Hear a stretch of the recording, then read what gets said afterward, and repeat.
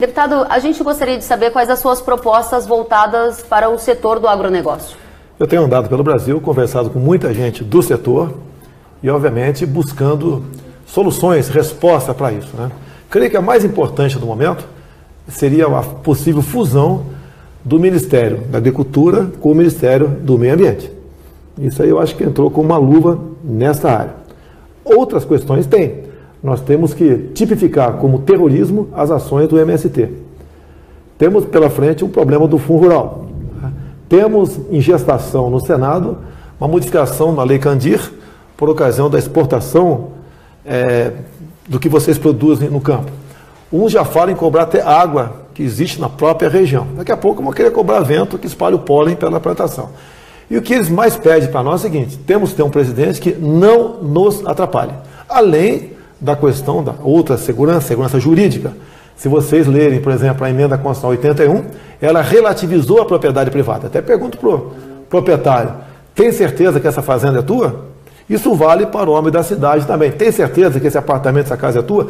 Leia a emenda constitucional 81 e entendam que muito jurista entende como trabalho análogo à escravidão, como se escravidão fosse. Então, basicamente, é isso. Depois tem a questão de infraestrutura, o escoamento do material, os gargalos nos portos, meios de transporte, o que fazer, por exemplo, se o Brasil não tem dinheiro, como você vai implementar essa área. No meu entender, tem que buscar iniciativa privada, fazer contratos de 60, 70, 80 anos para que quem for investir naquilo, não interessa uma ferrovia, uma rodovia ou uma hidrovia, tem que dar essa garantia para que você possa, então, casar interesses vários para atender o homem do campo, e atendendo o homem do campo, está atendendo o Brasil como um todo. Qual a sua principal proposta para o setor? O agronegócio tem que ser reconhecido com a respeitabilidade que ele fez por onde merecer. O Brasil é um país extremamente dependente de importações industriais e quem paga essa conta é o Brasil do campo. É o Brasil do agronegócio e é o Brasil da mineração. E é uma falta de respeito que não se reconheça isso. Os números são chocantes.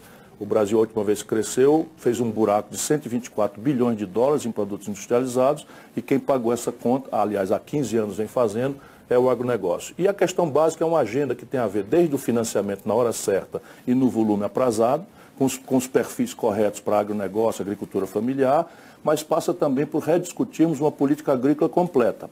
Não faz nenhum sentido que o país tenha, por exemplo, como eu vi agora em Xanxerê, uma pequena produção de milho, que no ano passado dava R$40 a saca, esse ano deu R$18 a saca, porque você não tem uma política de estocagem, não tem uma política de preço mínimo, não tem uma política de distribuição. E tudo isso nos obriga a entender que a economia que funciona é uma que associa um Estado limpo, sadio, não é? Posto a serviço de um projeto nacional de desenvolvimento e aqueles que produzem e trabalham. Agora, deputado, um outro ponto que é muito importante para o agronegócio tem a ver com financiamento, com crédito rural. Há hoje um questionamento sobre o Plano Safra em vigor, já que a Selic caiu e as taxas do Plano Safra estão mais altas do que a própria taxa básica de juros da economia brasileira. Como baratear o crédito para o agronegócio? A gente não vai fazer milagre nem propor soluções mirabolantes. Tenho conversado com o meu economista sobre esse assunto. Ele é um dos maiores defensores dessa questão. Alguns até me perguntaram um tempo atrás: vai privatizar o Banco do Brasil? Tem a ver em parte com a sua pergunta aqui. Eu responderia: quem vai financiar isso, se bem que nem todos dependem desse financiamento, e com que taxa de juros? Nós temos que dar essa certa proteção para quem quer investir, como é o homem do campo, que é um dos poucos setores da nossa economia que está dando certo. Bom, o senhor tem uma ideia de que a privatização pode gerar mais competição entre os setores e o produtor conseguir pegar uma taxa de juros mais barata? Não, ao contrário. Eu acho que, por enquanto, ainda não temos essa cultura no Brasil. Tá? Existe a cartelização, existe os acertos por cima e temos que ficar ligado no tocante a isso daí. Bom, o senhor falou em financiamento, a próxima pergunta é justamente sobre isso, o Plano Safra. Muitos questionam as altas taxas de juros para o setor e a gente quer saber como viabilizar um crédito rural mais barato na sua visão. A taxa de juros brasileira é a mais criminosa do mundo e nós temos tentado dar ao agronegócio, tradicionalmente, e volto a dizer por merecimento, e à agricultura familiar, uma taxa de juros subsidiada, paga a diferença com dinheiro público em grandes volumes. A última vez foram 128 bilhões de reais o subsídio para que a taxa de juros que chega para o agricultor brasileiro seja minimamente competitiva. Na indústria já destruíram, até o BNDES foi destruído, e isso é preciso que o agronegócio tenha muito cuidado quando a gente der segurança a determinadas ideologias. Ao invés de usar ideologia que atrapalha a nossa cabeça, a gente tem que raciocinar com inteligência. Ou o Brasil subsidia o juro ou o agronegócio quebra em 48 meses. Por isso é clara a minha economia política de garantir no prazo certo, no volume correto e com o perfil correto, a taxa de juros que for necessária, subsidiando quanto for possível. Quanto às reformas, um tema muito batido no Brasil recentemente, reforma da Previdência, reforma tributária, reforma trabalhista. O que o senhor defende para o seu governo? Um grande economista disse ontem, publicado em alguns jornais, para você entender a reforma fiscal e a tributária tem que ser PhD em economia. Tá? Então isso também está a cargo da equipe econômica, você não tem como resolver isso de uma hora para outra. Por exemplo, o meu economista defende o imposto único, mas ele tem consciência que para atingir o imposto único vai ser num mandato ou dois. Mas temos como diminuir a quantidade de impostos até para facilitar a vida dos produtores. Bom, como fazer isso diante do rombo das contas públicas? Você defende reforma tributária, reforma da Previdência e de que forma bancar então esse subsídio? O Brasil hoje, com menor volume de investimento, o que explica, por exemplo, uma infraestrutura colapsada, que é um dos obstáculos graves da agenda do agronegócio.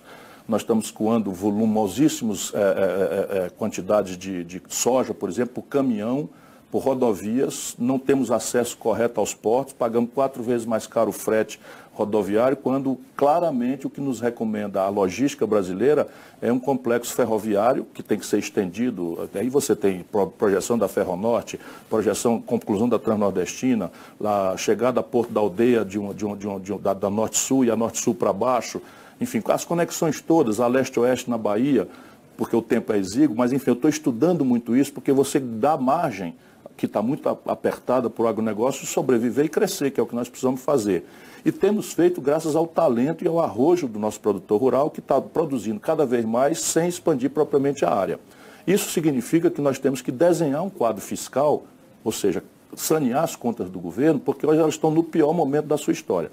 Com o pior investimento, BR-163 parada, BR-319 sem consideração, só para dar 2 grandes vetores, né, no centro-oeste para o norte do país, e nós não temos a capacidade, né, de resolver isso. Isso impõe, então, sim, um debate sobre uma reforma fiscal profunda, que tem um capítulo na área tributária, um capítulo na área previdenciária, mas tem outros capítulos também que nós precisamos considerar.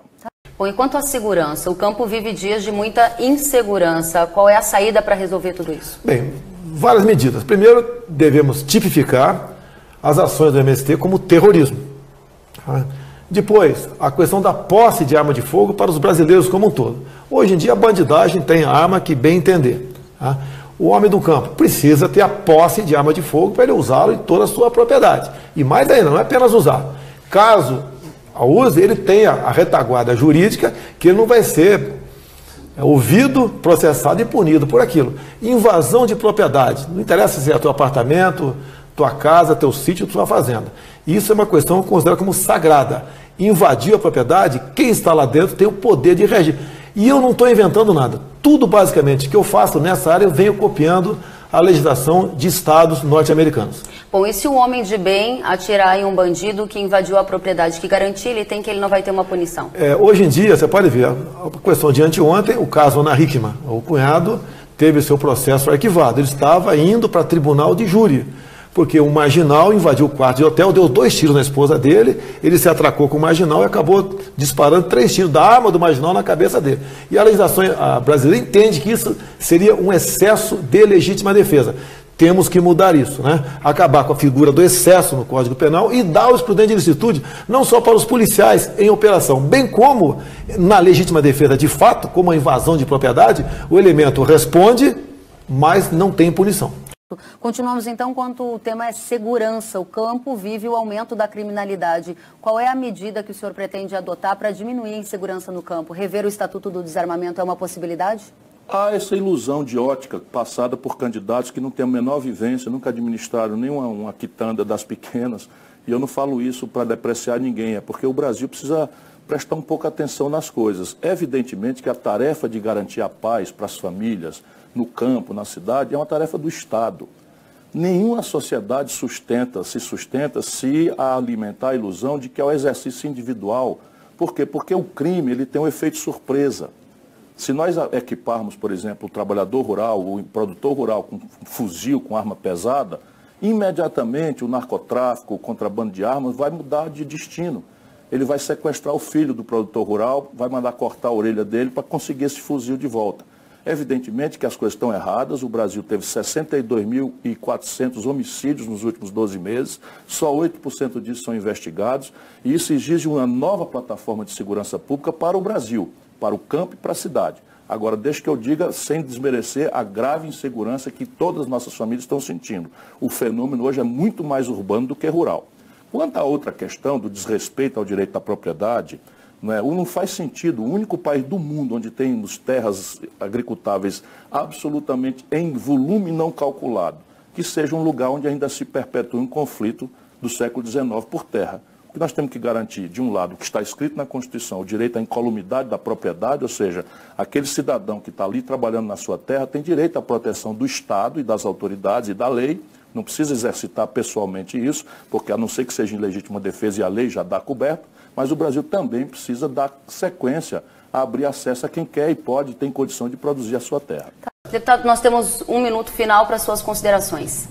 Bem, obrigado pela oportunidade. Por favor, leiam a emenda constitucional 81. Ela relativizou a propriedade privada. Você pensa que é o dono dessa terra. Olhe, porque, segundo a OIT, são 180 itens que você pode estar infringindo a questão chamada trabalho análogo à escravidão. Ninguém quer o trabalho escravo. Agora, punir o trabalho análogo, pode ser a espessura de um colchão, uma roupa de cama maltratada, né? Ou a falta até de um banheiro químico numa frente de serviço, você perder a sua propriedade rural. Isso é uma emenda que, lamentavelmente, foi aprovada e a esquerda vem fazendo isso, né, ao longo do tempo no Brasil para exatamente dominar a propriedade privada, ou seja, acabar com a nossa propriedade privada. É uma preocupação que eu tenho, entre tantas outras. Pretendo brevemente, caso haja interesse, fazer uma live, ficar aberto a várias perguntas do homem do campo, para exatamente você se inteirar de quem eu sou e os riscos que nós corremos para o futuro, para com o futuro do nosso Brasil. O senhor tem optado por uma candidatura à esquerda, né, em contraponto ao candidato Bolsonaro. Qual é a sua principal diferença em relação a ele? Qual foi o Bolsonaro é deputado federal há 26 anos. De onde? Do Rio de Janeiro, onde o governador está preso, o presidente da Assembleia está preso, o presidente do Tribunal de Contas está preso, e ele não deu uma palavra em relação a essas coisas. Nunca tomou iniciativa para mudar nada e fica interpretando com certa habilidade esse sentimento justo do povo de que há uma anarquia no país, de que há muita corrupção no país. Olha, eu sou decente. Os meus governos não contemporizaram com invasão de terra, nem com anarquia, nem com coisa nenhuma. Vá ver se aconteceu alguma coisa de alguma vez de eu alisar bandido. Mas isso significa o quê? Que eu vou tratar inocente como se fosse culpado? Só quem não tem experiência nenhuma e que tem coragem de sinalizar para a população com essas simplificações grosseiras.